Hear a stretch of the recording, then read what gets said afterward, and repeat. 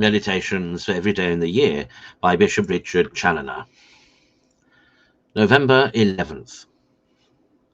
He that doth not renounce all he possesseth cannot be my disciple.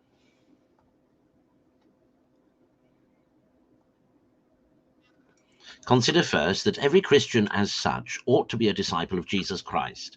The very name of Christian implies as much, and the first Christians were originally known and distinguished by no other name than that of disciples, that is, of scholars and followers of this heavenly Master. See then, my soul, what the character of a Christian obliges thee to, by the declaration of the Son of God himself.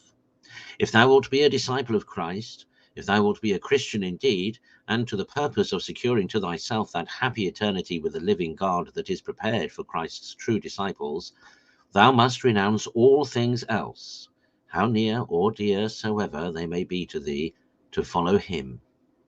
Thou must renounce them, if not in effect, at least in affection, by taking off thy heart from them and transferring it to thy only sovereign good.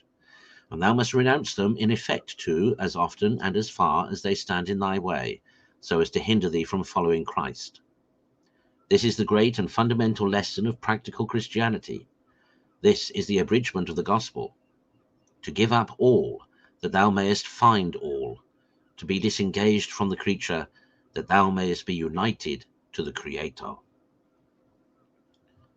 Consider, secondly, that our Lord explains this obligation of our renouncing all things else, in order to be his disciples, by two comparisons. The one of a man who purposes to build a tower, but first sits down to reckon up the charges to see if he has wherewithal to finish the work. The other of a king who is going to wage war against another king, but first considers whether he has sufficient forces to encounter his adversary. Every Christian is highly concerned in these two comparisons, inasmuch as every Christian, if he desires to be happy forever, must rise a spiritual building here upon the foundation which is Christ, a building that may be proof against all storms and inundations, a tower that may stand forever, and every Christian is engaged in a warfare against the Prince of Darkness and all his allies, wherein if he does not come off with victory, he must be miserable for all eternity. Therefore the Christian must sit down and must reckon up the necessary charges of this building to see that he may be able to finish it, and he must take care to secure to himself sufficient forces to enable him to carry on this war and to subdue the enemy. Now, 'tis by renouncing all things else to follow Christ that we are associated to him and made partakers of all his treasures, and we are enabled both to elevate our building even to heaven and to overthrow all the powers of hell. Consider thirdly how true it is that our affections to the things of this world are indeed the chiefest hindrance to us. As well in carrying on our spiritual building as in our conflicts with our spiritual enemies. The builder will make no progress in his building if, instead of applying himself seriously to the work he has undertaken, he loses his time in amusing himself about other things, nothing to his purpose, or if he has taken little or no care to procure the necessary materials, or even suffers his hands and feet to be shackled when he should be at work. 'Tis the case of all such Christians as have not yet mortified their affections to the things of the world. These, alas, take up their thoughts, these employ their time.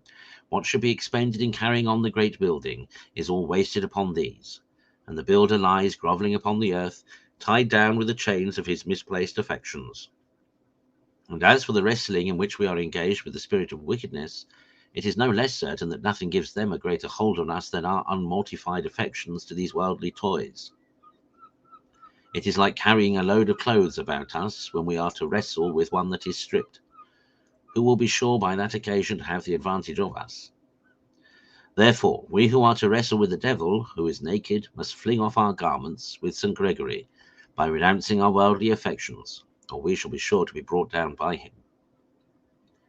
Conclude to make it thy perpetual study to take off thy affections from all things of the earth, and to disregard the creature, that thou mayest find the Creator. And seeing that a great grace is required for this, which may untie the soul from all that is not God, and carry her up upon the wings of the dove to rest eternally in him, continually pray for his grace.